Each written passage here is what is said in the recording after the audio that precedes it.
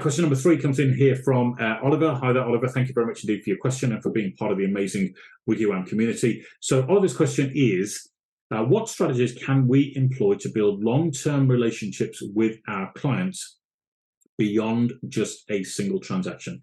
Well, that is a great question, Oliver. Thank you so much indeed for sending that in. Now, I heard a statistic fairly recently around this, which is something like 86% of all sellers of property do not go back to the original estate agent that helped them with the sale of their home. And I think, frankly, that is absolutely shocking. And we have to, sort of take that on the chin as estate agents across the UK. We have to understand, what is actually going on in the human psychology that says a client will choose to do business with us once and will not come back in the future. And is it to do with short-term thinking on the part of the agent, or is it to do with, more importantly, the process of buying and selling a house is so broken right now that it ultimately affects the reputation of the estate agent? So I'll give you an example. Speak to anybody who's moved house in the last 3 years, ask them whether or not they've had a good experience, and the answer will be invariably no, we didn't, we had a dreadful experience. Okay, great. So understanding that, what were the main problems that you went through that caused you to have a dreadful experience? And they'll tell you, all of the complications, all the frustrations, all of the points that made them angry and upset. And when you drill into it, okay, even if you're the best estate agent on God's green earth, okay, if there are 2 solicitors involved in this transaction that delivered really substandard, subpar service, you are going to be tainted with the same brush as the solicitors. And the point is, moving home is an excruciatingly stressful and painful experience for both buyer and seller. And when somebody is experiencing all of that emotion, okay, it doesn't matter whether you're delivering amazing service, and a client might give you a glowing testimonial, but the proof of the pudding is, did they actually use you? Because the lasting impression and the lasting emotional impact is that they used you and things were okay, they were great, you delivered what you said you were going to deliver on, but it fell down because there were things outside of your control as far as these solicitors were concerned. And I'm not blaming solicitors here, by the way, but I'm giving you the frame of reference that says this is why 86% of homeowners do not come back to the original estate agent that sold their home. So you have to look at ways to iron out this process and make it far easier for people to move home. All right.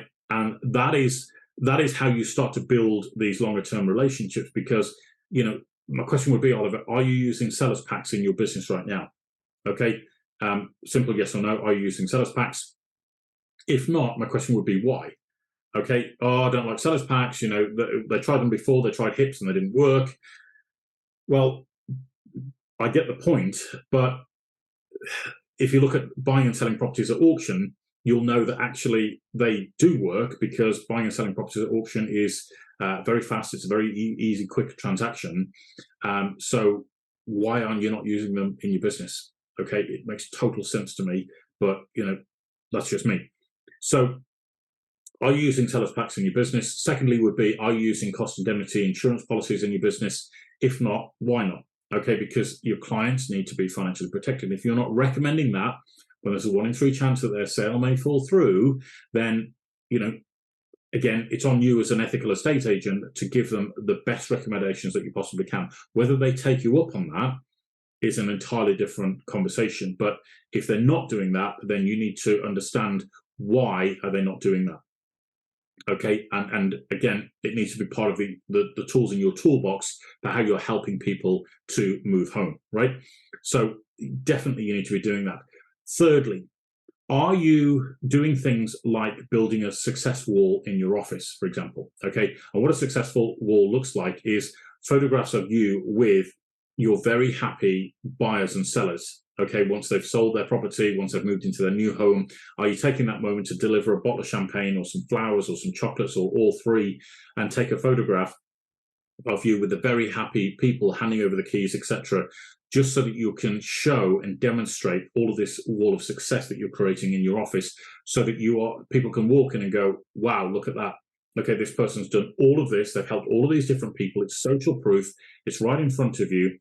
And then what are you doing to nurture that relationship post-sale, okay, to stay front and center in their mind? Because as far as I'm aware, and I've bought and sold a lot of properties, okay, I can't say I've ever had a phone call from an estate agent post-sale to say, how are you getting on? Is there anything we can help you with? Or can we help you buy another property, etc.? Okay, just a touch point to say, do you know what? Really appreciated working with you. Built a good relationship with you. I like you. Why don't you come to our office for a drink? Why don't we have a coffee at some point? Drop in. All of that sort of stuff is about nurturing that relationship. Who do you know in the area who's looking to move? Okay, who needs a good estate agent? Could you refer me? Could you put me in touch with somebody, and I'll pay you a referral fee for doing so? Okay, are these the sorts of things, the strategies that you're building into your business to help build an entire ecosystem that will help to bring you repeat business or bring you recommendations from people who are in your local area that you've served once, and will continue to bring a plethora of people in the future? Because this is one of the reasons, just to jump back to what I said earlier, Oliver, why we're building the Conveyancing Academy, because there's such a requirement for the conveyancing process to go a lot smoother and a lot faster for people, that it will really build on estate agents' businesses. So if you're an estate... So I think we had a slight technical hitch there, but yeah. So as I was saying, if you're working with as an estate agent and you're working with solicitors in the UK right now, and they're not delivering the goods, then you and the solicitors very much need to be plugged into the Conveyancing Academy, because it is all about how we can streamline the deal and allow it to move a lot faster and a lot quicker and a lot more effortlessly, so that your client isn't stressed out as they're going through the moving process. Because, as I've said before, once a client's anxiety starts to hit a certain point, then they will simply pull out of the transaction. Okay, they just can't take it anymore. It's a bit like putting a frog in a pan of hot water, right? They're just going to jump out because it's just too much for them to bear. And this is kind of where we see people suffer and struggle, especially estate agents and their clients, when they're going through the moving process. Don't forget, you can be a little bit immune to the whole thing because you're dealing with these sorts of transactions day in, day out, but your client isn't used to it, okay? And whilst I understand that you do a really good job of holding people's hands and guiding them and supporting them, the unfortunate part about it is, at night when they get together and they have that conversation, and they're not impressed with the lack of progress, then those are the times when they can work themselves up into a bit of a frenzy, and that's when you get the phone call the following day where they're pulling out of the deal or all the rest of it. Okay, so I just want you to be aware of those different strategies, Oliver, because you asked the question, and I hope that kind of gives you some idea of what you need to do to nurture those relationships with your clients over the longer term. I mean, social media is great and everything else for putting stuff out there and kind of helping to be in touch with people and all the rest of it. But I really do think that a lot of estate agents are missing a trick when it comes to actually building really solid relationships with people that is not transactional. Okay, and if you can get over that transactional issue with your clients, then that's absolutely where you need to be to build that strong relationship over a period of time. Maybe a question you could ask yourself is, what would I have to do for a client in order to be invited to their wedding, okay, or the christening of their children, or whatever else it might be? What level of relationship do you need to build in order for that to be true? Okay, and I'll leave you with that final thought. And if there's anything, obviously, that we can do to help and support you, Oliver, then please do feel free to reach out and let me know. All right, fantastic. Thank you for that question, Oliver. So thank you very much indeed, ladies and gentlemen, for being part of today's amazing webinar. I really appreciate your time and your attention as we've gone through this today. It's been great to get back in the saddle and start doing more and more of these webinars and start answering all of your questions. So don't forget, if you've got a question that's related to the property industry that you want answering, whether you're an estate agent, letting agent, surveyor, solicitor, buyer, seller, or anybody else connected with the industry, mortgage broker, for example, then feel free to send your question in to us. You can reach us via email, happytohelp@wiggywam.co.uk. That's happytohelp@wiggywam.co.uk. Or You can find us on the social media channels. You'll just search for @WiggyWam_UK. That's @WiggyWam_UK. And you'll find us on you'll find us on Twitter. You'll find us on TikTok. You'll find us on Instagram. You'll find us on Facebook. You'll find me on LinkedIn. Just shoot us your questions, send them through to us, and it'll be our delight to actually work with you, get these questions answered for you. And if you need any consultation or any kind of support around anything that you're doing, then again, just feel free to reach out to me and we'll support you and help you as much as we possibly can. So thanks once again for being part of this today.